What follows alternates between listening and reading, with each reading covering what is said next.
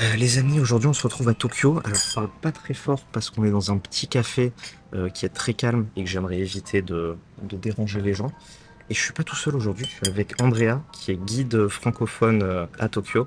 Je te laisse te présenter un petit peu. Du coup, ouais, Andrea, ça fait à peu près 6 ans que j'habite au Japon, que à Tokyo. Et puis, je fais quoi? Je fais guide privé, touristique, et aussi guide anglophone pour des food tours à Shinjuku notamment. On est à Shinjuku d'ailleurs. Ouais, guide en français, en anglais. Et donc, tu parlais de kimono tout à l'heure. J'ai aussi un diplôme d'instructeur de kimono. Je m'en sers pas des masses pour l'instant, mais c'était pendant le Covid et tout. J'ai fait une école de kimono pendant un an et demi à peu près. Ok. Et voilà. Donc il y a des écoles pour apprendre. Ouais, il y a D'accord. des écoles Ok, ok, où il n'y a ok. pas beaucoup de gaijin, il n'y a pas beaucoup d'étrangers, mais il y a des écoles. Ouais. Et donc là, on est dans un café au milieu de Shinjuku qui est Mm. très rétro avec les sièges en velours rouge, avec toutes les boiseries autour, avec de beaux plafonds que je vous filmerai Ouais. après. On va se prendre le petit déjeuner là, je vous montrerai un peu ça et puis après. Ici, c'est hyper rétro parce que c'est un café qui a été fait en 1964, donc Ok. pour les JO de 64 à l'époque. Ok. Il est vraiment resté dans son jus, tu vois. Ouais, mais ça se voit, c'est vraiment Et là, les beaux décors de l'époque. on est le matin, donc il n'y a pas trop de monde le matin, c'est agréable, mais l'après-midi, les gens font la queue pour venir ici à Tokyo, à Shinjuku. Tu C'est m'avais hyper dit. Ouais. populaire parce que l'ambiance est hyper sympa. Rétro, ils aiment beaucoup cette ambiance rétro. C'est aussi beaucoup à la mode sur les hashtags Instagram, les trucs rétro en Ok. ce moment. Donc c'est pour ça qu'il y a pas mal de monde après, mais là ça va, on va être tranquille pour déjeuner. Ok, parfait.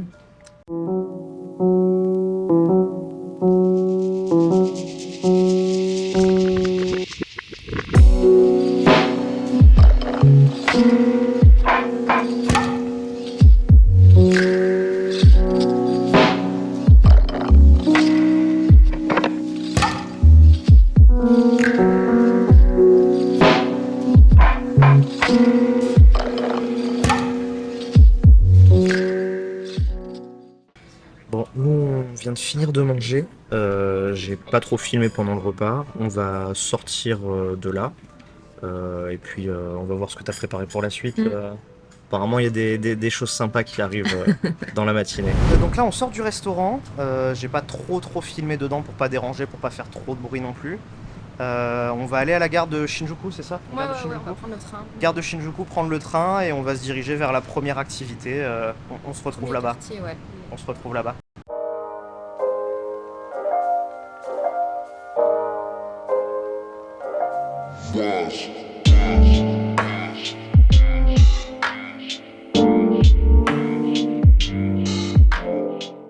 Donc on vient de descendre du train, on se retrouve à Kagurazaka, c'est Ouais, ça? on est descendu à la gare de Iidabashi. Là, on a juste la rivière en face. Et là, on est dans la montée de Kagurazaka. C'est un de mes quartiers préférés à Tokyo. Kagurazaka, c'est connu pour être le quartier français. Ouais. C'est pas trop français, t'inquiète pas, ça n'aurait pas d'intérêt sinon que je t'emmène là. Mais en gros, Kagurazaka, ça a commencé à fleurir dans les années 20, 1920.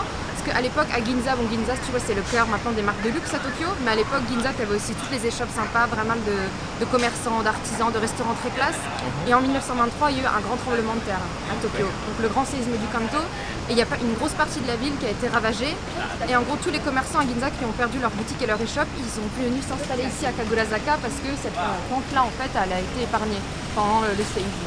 Et donc maintenant, en fait, à Kagurazaka, t'as plein de petits commerces, de petites échoppes hyper sympas, des pâtisseries notamment, aussi quelques restaurants français, notamment parce qu'avant on avait le lycée franco-japonais de Tokyo qui est ailleurs maintenant, je sais plus dans quel quartier il est, mais il est ailleurs, et aussi l'institut franco-japonais.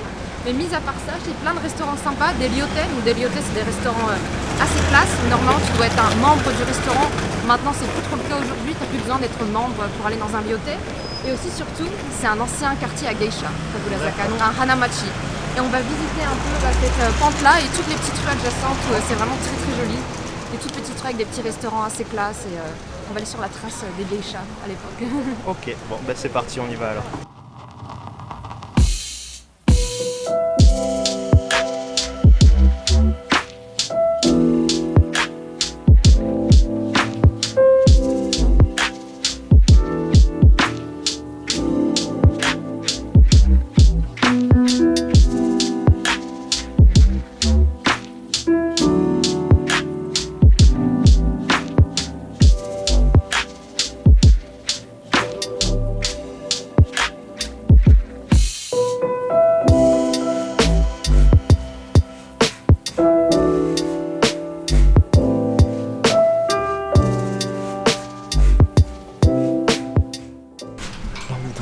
petite boutique, De petite thé. échoppe de thé avec énormément de thé vert, de tasses, tout ce qu'il faut pour boire du thé, des théières, des choses comme ça. Oui, il y a vraiment Ils des ont eu la petites gentillesse de nous passer un petit bol de matcha pour matcha froid en plus. donc il goûter. fait chaud Matcha aujourd'hui. froid, ouais. Je connaissais pas encore matcha froid. Donc on va goûter ça. Ça passe tellement bien quand il fait chaud En comme froid, ça. en froid ça fait du bien, ouais. Froid c'est bon. Donc là apparemment on est arrivé au deuxième arrêt de la journée, qui est censé être un endroit plutôt cool. Ouais, D'après ce que tu m'as dit. ouais, c'est la dinguerie. C'est la dinguerie de la dinguerie de la En fait, matinée. toute la journée, ça va être un petit peu, tu vois, traditionnel, super sympa. Mais j'ai trouvé un truc. J'y suis pas encore allée, tu Ouais. vois, ça a ouvert il y a pas longtemps. Et c'est un café à thème, donc un Ok. peu spécial. Tu connais les cafés à animaux au Japon, Ouais. avec les chats, les chiens. Ouais, bah en 2016 j'avais fait un café Ibu Ouais. et un café Snake Café à Harajuku. Ok. À ton avis, quel autre type d'animal on pourrait avoir? Bah, alors je vais être honnête, vu que je vois le panneau juste là, je pense que j'ai compris ce que c'est. Je savais pas qu'il y avait un panneau à cet endroit-là, zut. Ouais, du coup la surprise est un peu gâchée, mais c'est pas grave, ça a l'air cool, ça a l'air cool. Donc c'est quoi, Ouais. c'est des alpagas, c'est ça? Ouais. Un alpaga café. Ouais, ça va être On cool. va voir ce que ça donne, mais je pense que ça a l'air vraiment drôle, quoi. Ouais, je pense que ça va être cool. Ouais.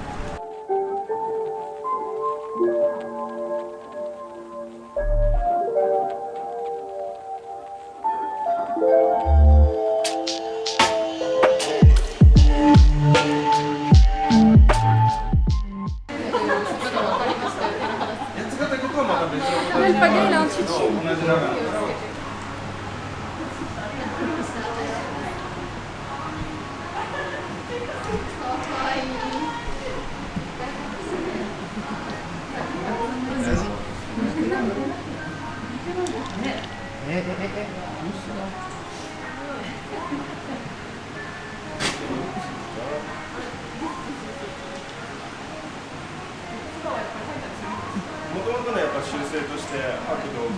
Il s'en fout que je le touche, il veut juste manger. Bah ouais. Hein.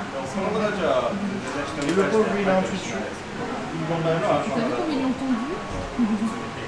J'imagine que c'est pour récupérer la laine. Ils lui ont fait un cœur dans le dos. Ouais, j'ai vu ça. Ça ressemble à un cœur selon le point de vue, quoi. Alors, qu'est-ce que tu penses de la dinguerie? C'est rigolo, franchement c'est rigolo. Puis c'est mieux que certains cafés à animaux où Ouais. on sent que c'est des animaux qui ont rien à faire là et qui sont pas forcément bien traités. Là, ils ont pas l'air d'être.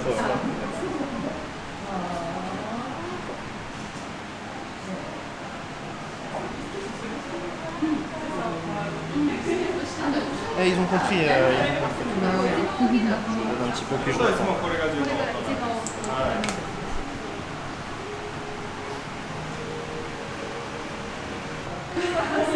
Ah, mais attendez, attendez.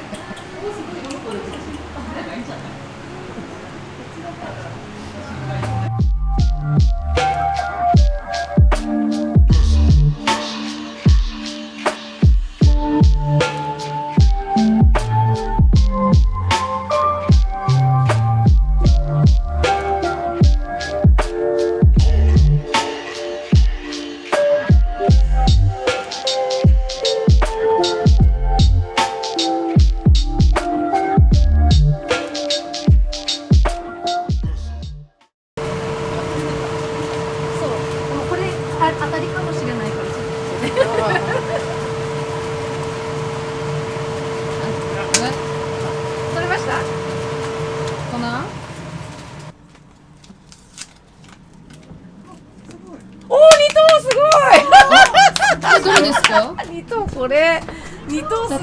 Tu vas gagner un article à 13 millions. Du coup, ouais, on vient de sortir du café Alpaga. C'était plutôt rigolo. C'était marrant, hein. Franchement, J'ai ouais, bien bonne aimé. découverte. C'est sympa, j'ai trouvé ça. Alors, je parlais tout à l'heure du fait qu'en 2016, j'avais déjà fait un café à Ibu.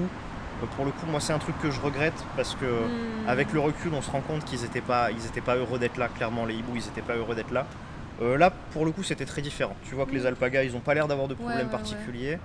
On a bien discuté avec le staff aussi. Ouais, on leur a voilà, posé il des t'avait questions. expliqué un petit peu. En gros, très tôt le matin, quand il y a très peu de monde en fait dans les rues, ils les emmènent se balader. Donc Ouais. les gens qui habitent dans ce quartier, c'est-à-dire que le matin, s'ils passent prendre leur métro, tu sais, à 6h, Tu ils croises vont les passer devant des alpagas. alpagas en pleine rue, donc ils vont se balader. Et puis apparemment, ils restent aussi là le soir. Mais on a vu, ils ont une ferme aussi à Nagano. Ouais. Je sais pas quelle ville c'était, mais à Nagano. Et franchement, c'est des animaux vraiment domestiqués, les alpagas. Donc, Oui, c'est comme des animaux de ferme un petit peu. ils donc, sont vraiment cool. ils avaient sont vraiment pas l'air stressés. stressés. Non. Dès qu'on n'avait plus de nourriture dans le petit tube, ils repartaient manger leur foin, ils s'en foutaient, ils avaient pas l'air particulièrement. Toi, tu t'es fait attaquer un peu Bah, ils veulent tellement manger. Il y en a un qui m'a mordu le bras. Je vais avoir un bleu, mais bon, ça va, c'est des animaux, tu vois. Je le prends pas mal. C'était sympa. À côté, il y a La il y a une boutique. petite boutique juste à côté avec énormément de choses en laine d'alpaga. Donc il y a des peluches, il y a des vêtements faits en laine d'alpaga, enfin plein de choses. Il y avait ce qu'on a vu à la fin, La loterie. la petite loterie, le petit tirage au sort. Donc selon combien on paye, je crois que c'est 1000 Il y avait yens. une loterie à 1000 yens et une loterie à 5000 yens, mais Voilà. ça valait plus le coup de prendre la loterie à 1000 Donc yens. on a donc tenté. on s'est fait avoir, on a fait les pigeons, C'est mais ça. au final, on s'est pas trop fait Au final, on pigeonner, s'en est hein. bien sorti. On a Ouais, tenté hein. la loterie à 5000. Et- Ouais, Attends, je vais montrer le mien toi t'as d'abord. eu. Moi, du coup, 5000, j'ai une peluche, elle m'en a donné à 6500, elle valait ma peluche. Oups. Et au final, j'ai mon petit alpaga en poil d'alpaga, là, tout fluffy. Ouais, elle Et nous à expliquait toi, qu'il faut les ouais. brosser pour que les peluches soient plus fluffy. Et du coup, ouais, j'ai eu de la chance. Dans la Ouais, t'as eu de la loterie chance, hein. à 5000, du coup, j'ai eu le ticket numéro 2, ce qui fait que j'ai pu choisir une peluche à 13 200 yens. 100 Donc pour euros, le quoi, coup, hein. 5000, c'est 35 euros, un truc comme ça, 35-40 euros. Et j'ai eu une peluche à 100 euros pour ce prix-là. Donc ça vaut plutôt le coup. On va ranger ça et puis on va se diriger vers le restaurant que tu as Ouais, on va réservé aller déjeuner. pour midi, c'est Dans ça? le quartier, ouais, comme Kagura-Zaka, dans un petit restaurant japonais sympa. Parfait. Ben, on vous reprend au restaurant.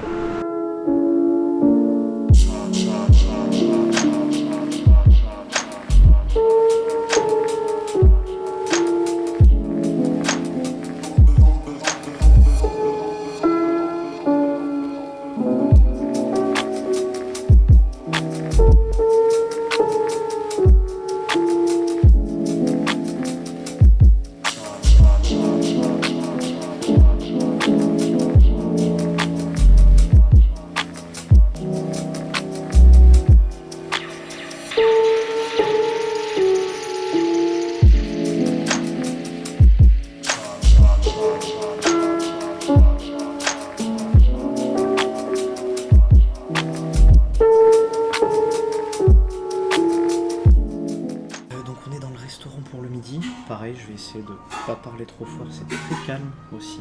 Ça fait très restaurant traditionnel.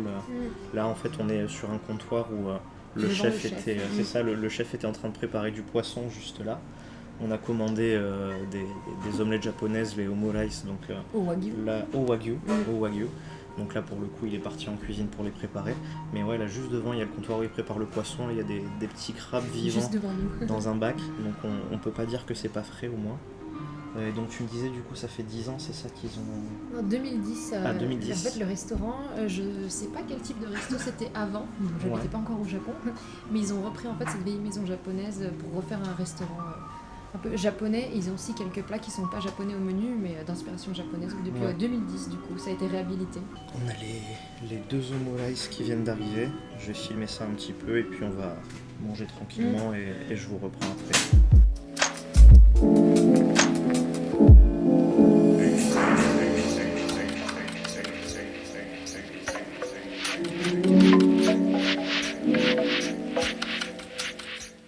Là, on est sorti du restaurant. L'omurice au wagyu, c'était très très bon. On est en train de se balader du coup dans le quartier. Tu peux nous rappeler le nom du quartier s'il te plaît? Kagura-Zaka. Kagura-Zaka. T'as vu, c'est vraiment le Plein de vestige, petites rues, c'est ça. de l'ancien quartier des geishas de Tokyo. Des Il y en a petites genre- rues. Je dirais pas zéro, en soi il y a encore des geishas à Tokyo, mais c'est extrêmement rare, donc tu peux partir Ouais. du principe que t'en verras pas. Faut aller à Kyoto pour voir des geishas. Mais en soi ça peut encore exister dans quelques petits restaurants cachés à Kagura-Zaka. C'est très rare, mais bon. Ok. Au moins l'ambiance elle est sympa, on a vu. T'aimes bien l'ambiance? Oui, j'aime bien, mais ça fait très Japon traditionnel justement. Exactement, ouais. Très, comme tu disais tout à l'heure, ça fait très Kyoto dans Tokyo. Donc c'est vraiment agréable. Plein de petites rues, de vieux bâtiments, de jolies maisons. Puis t'as filmé dans le restaurant aussi, mais c'était Tiens. très sympa dans le restaurant. On a pu visiter l'étage du resto d'ailleurs. Ouais, pareil, vieux bâtiment, on le disait tout à l'heure, Vieille c'est maison une japonaise, vieille ouais. maison japonaise qui a été reprise depuis 2010. On a pu filmer le chef pendant la découpe du poisson. Après, il nous a fait la découpe du daikon. Enfin, Ouais. c'était plutôt cool, ouais. Et ils nous ont montré la vieille photo. Avant c'était un bar à hôtesse. C'est ça. Avant d'être un restaurant japonais. Jusqu'en 2010, apparemment, c'était un bar à hôtesse, ouais. Dans son jus, ils ont bien refait la rénovation, mais ils ont quand même gardé un côté traditionnel, donc c'est vraiment très joli. Et du coup, le programme pour la suite, qu'est-ce que c'est? Tu peux nous expliquer ce qui nous attend? On finit de se balader dans Kagurazaka, puis on va finir de monter cette rue-là. Et on va doucement aller vers la rivière Kanda et on va se balader au bord de la rivière. Ça va être hyper joli, tu vas voir. Et on va faire un joli jardin japonais aussi. Parfait. Ben, je vous reprends là-bas.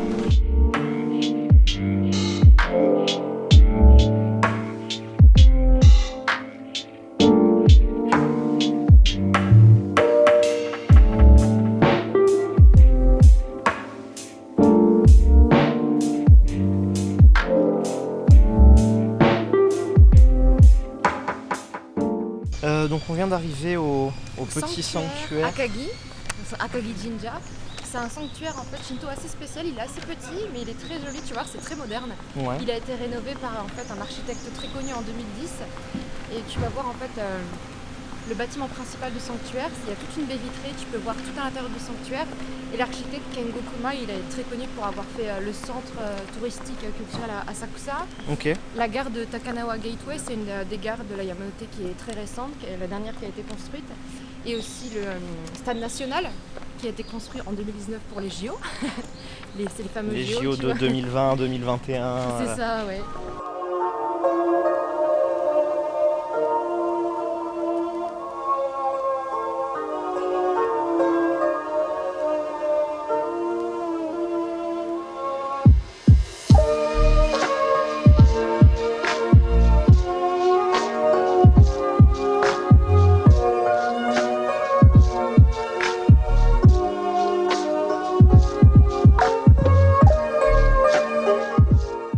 Donc là du coup on est en train de se balader le long de la rivière Kandagawa. Ouais, c'est ça. C'est super sympa, c'est très calme et très ombragé parce que putain qu'est-ce qu'il fait chaud aujourd'hui. T'as chaud toi hein. Ouais non c'est un enfer moi je suis à l'été japonais, je suis bien. Je suis en train de me liquéfier là à peu près. Mais du coup ouais c'est super sympa, pareil c'est très au calme. C'est agréable les quartiers calmes comme ça au milieu de Tokyo. Et puis il y a la petite rivière sur le côté, ça rafraîchit, c'est plutôt cool. Tu peux faire vraiment une balade sympa. Après, si t'es un bon marcheur, en soi, la Kandagawa, elle démarre du parc de Inokashira. Ouais. Il y a notamment le musée Ghibli et tu disais tout à l'heure, il y a le Koban de... Il y a le Koban de Saejima, le pote flic de Onizuka dans GTO. Donc elle démarre de cet endroit-là et elle se jette après dans la Sumidagawa à Ryogoku, donc pas loin de Asakusa. Donc elle fait bien plus de 24 km. La Kandagawa et tu peux faire une super balade. 24 km, il faut de la volonté quand même pour... C'est ça, c'est faisable. Hein. Moi je pense que je vais essayer de le tenter un jour, démarrer très tôt le matin, tu vois, pour me faire une balade et encore retrouver, peut-être tomber sur des coins sympas.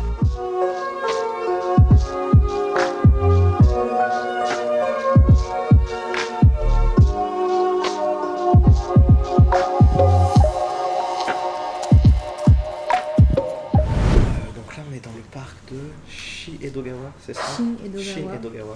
Il y a un autre nom pour ce jardin, c'est aussi les jardins de Higo Hosokawa. Hosokawa, c'est le nom d'une famille, en fait, c'était leur résidence secondaire ici. Ouais. Le jardin, ça leur appartenait aussi. Beau jardin, tu vois, ils s'embêtent pas. Et cette famille-là, elle habitait là pendant Edo, et c'était des gens qui étaient proches du shogun à l'époque d'Edo. Donc voilà, super maison. Et là, on a pris un petit matcha glacé avec un gâteau. Et sur le gâteau, on a ce petit dessin. En fait, c'est l'emblème de la maison Hosokawa, donc, qui habitait ici.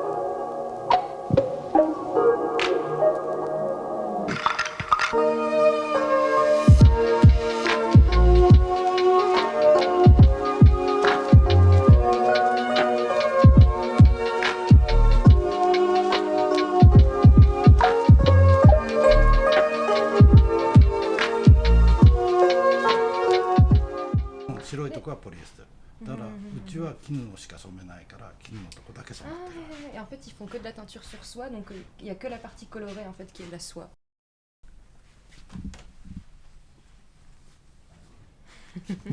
Ils font aussi la teinture pas que sur des foulards, mais ils font aussi du kimono, tu vois.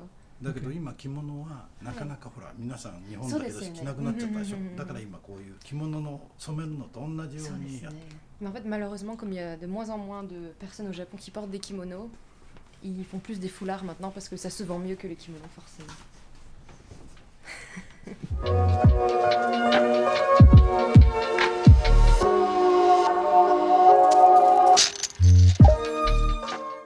Saikin kimono 着られる方にはこういう柄の方がまあまあまあまあっていうかね江戸小紋っていうのは基本的にこう遠くで見ると柄が見えないでしょ、ですよね。それで近くで見るとこれ柄 En 見 fait, て la ほら particularité du Edo Koman, donc c'est un kimono qui est né sous l'ère Edo, à Tokyo du coup, Edo Koman, c'est que de loin tu vas pas voir le motif et c'est seulement quand tu te rapproches que tu vois vraiment la finesse des motifs, tu vois. Et de loin, ça a juste l'air d'être du jaune, tu vois un kimono jaune ou bleu. Et là, tu vois bien la finesse du motif de près.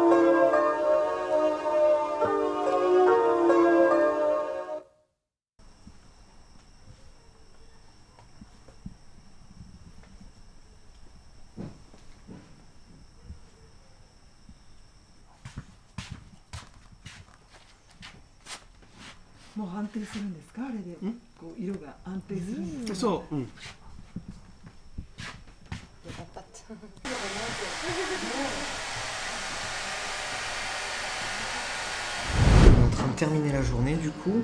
On vient de sortir de la petite teinturerie traditionnelle où ils font des étoffes en soie, du tissu pour kimono et ce genre de choses. C'était sympa, hein, c'était sportif. rigolo. Donc en fait, quand on est arrivé dans la teinturerie, ils s'apprêtaient à recevoir un groupe de gens pour faire une activité. Et du coup, Andrea leur a expliqué brièvement que je faisais une vidéo YouTube. Parce Et qu'ils ça a demandaient, ils étaient beaucoup, curieux de voir la c'est caméra. ça. Et ça a beaucoup plu au monsieur qui a trouvé ça, je pense, amusant de nous voir faire une vidéo YouTube Ouais. ici. Et du coup, il a tenu à nous montrer plein de choses, donc c'était vraiment super sympa de sa part. Il nous a montré tous les différents types de tissus qu'ils avaient, les pochoirs dont ils se servaient pour faire les différents motifs. Il nous a amené dans la pièce d'à côté, dans l'autre bâtiment où ils avaient différentes étoffes pour kimono. Ouais, ils fabriquent des kimonos. Il hein, fabrique là-bas, des hein. kimonos. J'en Il ai a- mis un, j'en ai passé exactement. un, d'ailleurs. Il a absolument tenu à faire essayer un kimono à Andrea, qui n'a pas eu le droit de refuser. Il nous a ramené derrière dans la pièce principale, où il a voulu qu'on fasse une activité pour teindre un petit tote bag. Andrea a essayé de refuser 3-4 fois. Il n'a pas Ouais, accepté. mais genre à la japonaise, gentiment, genre ah on n'a pas le temps et tout, il a plus beaucoup de batterie dans sa caméra, on a encore des choses à faire et il m'a pris par le bras. Et en voilà, fait. c'est ça. En fait, dès qu'elle essayait de refuser, il disait non, non, mais t'inquiète. Il a tiré, elle refusait, non, non, mais t'inquiète, etc. Donc, on a fini par faire cette activité. Du coup, j'ai le droit, de toute façon, je vous mettrai les Je images. t'ai filmé tant bien que mal, j'espère que Mais j'ai pas trop mal filmé. j'ai le droit à T'as choisi ton un pochoir. très joli tote bag, c'est ça. J'ai pu choisir le pochoir, donc j'ai pris les tanuki avec le Mont Fuji derrière, avec la petite signature personnelle en bas. Il tenait en plus à refuser de nous faire payer. Enfin, il était vraiment très très gentil. J'ai beaucoup aimé. J'ai beaucoup aimé ce monsieur. D'ailleurs, je te l'ai pas traduit, mais il m'a dit au moins 5-6 fois de revenir. Quoi. Faut revenir et tout. Il y a encore Donc, plein de choses de à toute faire. façon, il m'a donné sa carte de visite. Donc, je vous mettrai l'adresse dans la description. Et si vous avez envie d'aller faire une activité teinture, que vous êtes à Tokyo et que vous avez envie d'aller faire une petite activité sympa et de visiter ce. Ou même tu ce peux petit commerce. aussi juste aller là-bas pour regarder en fait, les voir Ouais. travailler. Je pense pas du tout qu'il parle anglais par contre, mais bon, Non, je pense non. qu'avec, il est tellement communicatif le monsieur, sociable qu'avec un peu de gestes et 2-3 mots ça devrait aller. Ou au moins juste pour aller voir, tu vois, ce qu'ils font sur place. Débrief. Débrief, sur, la journée. ouais. Au On a bien final, marché. la journée, ouais, journée plutôt sympa, journée longue aussi au final, puisque Presque là, il est quoi 11-12 kilomètres. Il est 17h et on a commencé à 8h30. Ouais. Donc journée plutôt longue, on a bien marché. Que des endroits sympas, donc ouais, le petit café ce matin avec les sièges en velours, les vitraux, etc. Après oui, Kagurazaka avec toutes ces rues aussi très traditionnelles, avec ses petites échoppes, ses petites maisons à droite à gauche. Ouais, ça fait un peu petit Kyoto Quartier, en fait, c'est tu ça, vois. quartier historiquement français, mais on ressentait pas un Non, truc non. avec des boulangeries françaises de partout, quoi. Souvent, Ça fait ouais, vraiment. si tu vois dans un guide, ils vont écrire en premier le quartier français de Tokyo. Ouais. Et en fait, tu vois beaucoup plus de choses japonaises que Ouais, françaises. ouais, ouais. Donc, il faut vraiment y aller, c'est très sympa. Au final, c'est ça, ça faisait plus, comme tu le dis très bien, ça faisait plus petit Kyoto que quartier français vraiment. Ouais. Puis après, on a fait le sanctuaire, c'est ça? On est passé au sanctuaire Akagi aussi. Le sanctuaire hyper moderne, qui est pour le coup. entre tradition et modernité, c'est ça qu'il faut dire. Ouais, c'est ça. Voilà, il fallait que je la hein. place. Non mais oui, donc ce sanctuaire qui est du coup qui fait sanctuaire japonais un peu traditionnel, mais qui a une architecture au final très moderne pour un sanctuaire. C'est pas ce qu'on a l'habitude de voir quand on visite les sanctuaires à droite à gauche dans Tokyo. Donc c'était intéressant aussi, c'était très joli à voir. J'ai oublié effectivement le café à Alpaga, ça c'était super rigolo. C'était la surprise. Bon, on a déjà un petit peu débriefé dessus ce matin, mais comme je le disais, pour le coup, moi qui suis avec le recul pas trop fan des cafés animaux, je regrette d'en avoir fait quelques-uns dans le passé. Moi, je suis pas fan de tout non plus. J'ai fait les Celui-là- loutres et j'ai regretté d'avoir fait les loutres, Ouais. tu vois aussi. Il y a des animaux qui sont faits pour rester dans leur milieu sauvage et qui peuvent pas être apprivoisés, on va dire. L'alpaga, pour le coup, C'est en un animal Amérique du apprivoisé. Sud, c'est un animal apprivoisé, c'est un animal un peu de ferme. Et là, pour le coup, ils avaient vraiment pas l'air ni stressés ni malheureux. Au contraire, ils étaient presque un peu mafieux, on va dire. Ils venaient essayer de te taxer des bons becs. Si t'en avais dans la main, ils étaient rigolos. Ils avaient vraiment pas l'air tristes. Après, on a déjeuné aussi au restaurant qui s'appelait Waraku. Donc, cette vieille maison japonaise qui était un ancien bar à hôtesse. Effectivement. Réhabilitant un restaurant. Avec le chef qui était en train de cuisiner devant nous, de découper le poisson et le Ouais. daikon devant nous, ça c'était Les crabes c'était vivants sympa aussi à dans voir, le bac les devant crabes nous. vivants dans le bac juste posés devant nous, effectivement au moins tu peux pas dire que c'est pas frais. Puis après on est allé se Balade balader le long de la rivière, le long et de la puis les rivière, jardins. c'est ça. Les petits jardins aux alentours, le matcha dans cette petite pièce de thé. Matcha glacé avec la petite dans, pâtisserie. dans ce petit, comment on appelle ça, la maison de thé, c'est ça? Ouais, la Dans- maison dans de thé. cette maison de thé qui était sympa avec une belle vue sur le parc. Et puis pour finir, cette La teinturerie, teinturerie. ouais, belle expérience la teinturerie, c'était avec vraiment. Tomita-san, hein, parce qu'il c'est nous a ça. donné sa carte, Ouais, du coup on il sait nous a comment donné il sa carte de s'appelle, c'est visite, Tomita-san. comme je disais, je vous mettrai dans la description vu que j'ai la carte de visite de la teinturerie. Et ça pour le coup, ouais, c'était vraiment une expérience sympa, il était adorable. Donc voilà, j'espère que cette vidéo vous a plu, que vous avez pu découvrir un petit peu autre chose que le Tokyo classique, on va dire, qu'on montre souvent dans les vidéos YouTube. Là on est allé dans des endroits un petit peu moins connus, un petit peu plus cachés, où il faut se balader dans les ruelles, etc. Mais c'était vraiment une journée intéressante et je te remercie Andrea du coup de m'avoir fait découvrir tous ces endroits. Et puis moi je vous dis à la prochaine pour une prochaine vidéo. Salut!